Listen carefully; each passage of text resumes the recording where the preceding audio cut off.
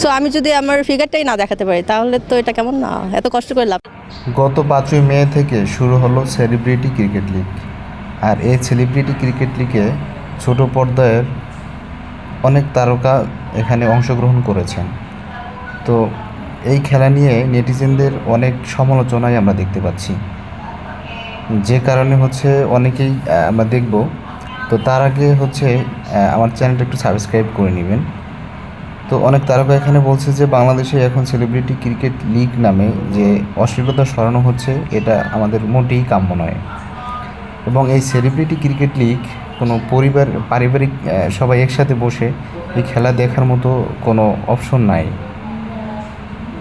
তো আমরা আসলে এই খেলাটা আমরা কোনোভাবেই ভালো চোখে দেখি না, কারণ এখানে টোটালি একটা অশ্লীলতা ছড়ানো হচ্ছে। এবং কোনো তারকা এখানে আসছে শুধু হচ্ছে তাদের শর্ট ড্রেস, ওয়েস্টার্ন ড্রেস পরে তাদের ফিগার দেখানোর জন্য।